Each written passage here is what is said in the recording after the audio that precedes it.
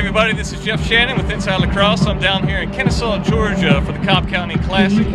Caught number 1 Denver playing number 3 Duke. Denver walked away with a 17-13 win. Really good game on Denver's part. They looked like they were trying to get their offense going in the first half, and then in the second half you really saw it clicking. Some new contributors for them this year. Connor Cannizzaro came out, scored 8 points for them, including 5 assists. Huge part of their offense. He's a new piece in an old offense. Another big hero for this game was Trevor Batiste, a freshman who's a face-off fogo for them. Went 25 of 34 at the face-off X. Huge difference in the second half of their game. Duke didn't look bad. Duke still had their offense going for them. Miles Jones scored 5 points. Justin Goodery, a really hot freshman for them, scored 5 points. But it really came down again to possessions and the offensive movement for Denver.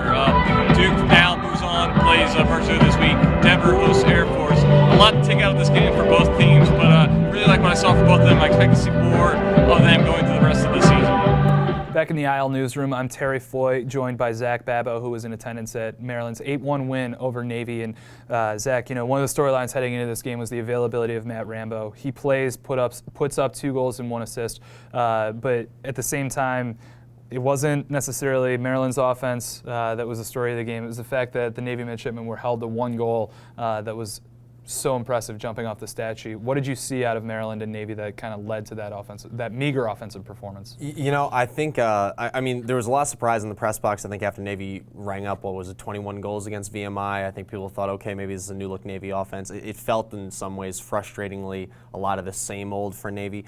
There seemed to be a certain amount of, they were leaning on a couple of guys to really try to initiate everything. And if those guys couldn't beat somebody well off a dodge, there almost seemed to be a little bit of, okay, well, now what do we do? Now we spin the ball, where's it going to go?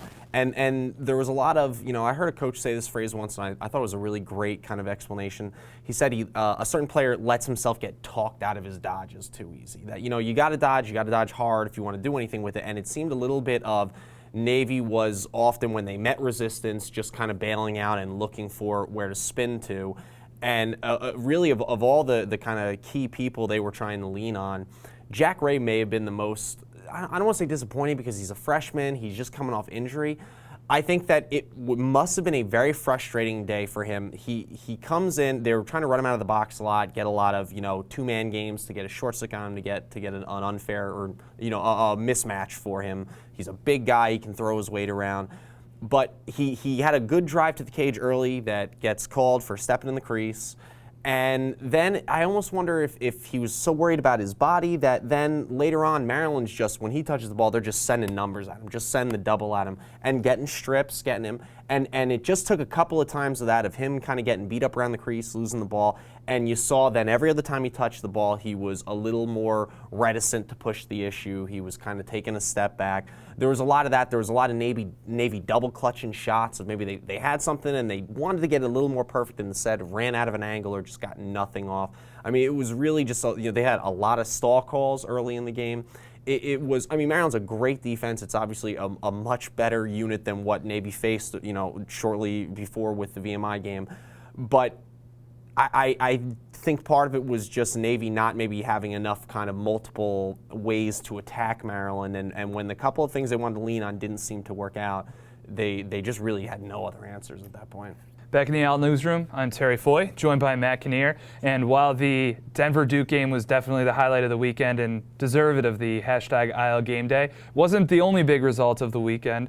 I was out at Loyola's 8-6 win over number 17 Penn State. The Greyhounds coming off of a season-opening loss to Virginia, and I thought that the key to this game was the way that Loyola played defense. They got out to a 6-2 lead, on the strength of some good ball movement. Tyler Albrecht played well, Brian Sherlock played well, but really it was Pat Frazier for me who had 6 ground balls and 3 caused turnovers that helped stifle. He won his matchup against Mike Stutton, really helped stifle Penn State's offense. And despite a 4-goal run out of the Nittany Lions in the second half, I thought that Loyola did a nice job buckling down, sealing for the win. Worthy of note, Nico Pontrello went 0 for 10 shooting. Romar Dennis started 0 for 11 shooting, but he hit his most important shot of the game, that being the last one, with about a minute and a half to go. So the duo went 1 for 22 with 1 goal, but it ended up being a game-sealing goal. And Matt, you were at Johns Hopkins' win over Villanova, 13-10 up in Philadelphia. Yeah, absolutely. It's even closer game than the 3-goal victory would tell on the box score. This game was close going into the fourth quarter. A few mistakes in the end really caused Villanova to lose this game to Johns Hopkins. A few failed clears. Their main face-off guy got injured, so Hopkins won 7-0 on face-offs for that fourth quarter and led to the Hopkins win. Talked to Coach Petramalo after the game. It's been really a struggle for them, just kind of getting into a rhythm. They missed a week of practice with the death of Jeremy Huber. They had the game against UMBC, then a game against Towson, then this game against Villanova. It's really tough to get into a rhythm. So he was happy to get away with the win here today, and he was really happy that his senior leadership, was the people who stepped up. Will Stameth with 5 assists, Ryan Brown with 4 goals. Seniors need to step in times like this when you really need to rally the troops and get organized. And Coach Corrado made a comment post-game that kind of leads to the theme of the weekend as you move a little bit down the rankings. Yeah, he said, you look on the side, if you're on the sidelines watching this game, Johns Hopkins and Villanova, they're equally talented teams. And that's kind of what we're seeing in Division I lacrosse right now. It's not just this elite group of 5 teams that is head and shoulders more talented than everybody else.